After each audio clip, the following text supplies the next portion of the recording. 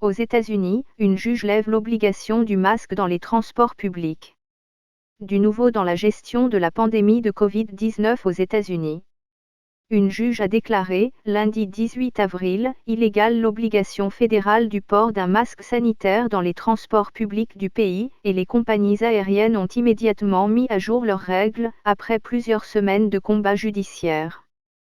La magistrate, Catherine Kimball Mizell, qui siège à Tampa en Floride, a estimé dans sa décision que les Centres américains de prévention et de lutte contre les maladies, CDC, la principale agence sanitaire fédérale, avaient outrepassé leurs prérogatives en imposant cette obligation, qui s'applique notamment aux avions, aux trains, aux métros et aux autocars.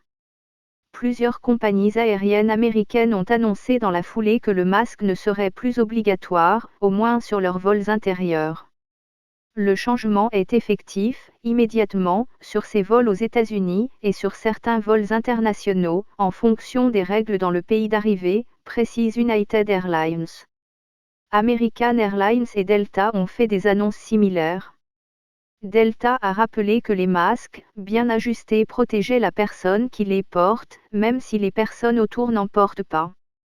L'administration de Joe Biden s'est récemment retrouvée sous une pression croissante pour assouplir ou annuler le masque obligatoire. Une vingtaine d'États dirigés par les républicains et plusieurs grandes compagnies aériennes ont notamment demandé la fin de cette mesure dans les avions et autres transports publics. Mais la semaine dernière, les autorités fédérales avaient finalement pris la décision de prolonger l'obligation du port du masque au moins jusqu'au 3 mai.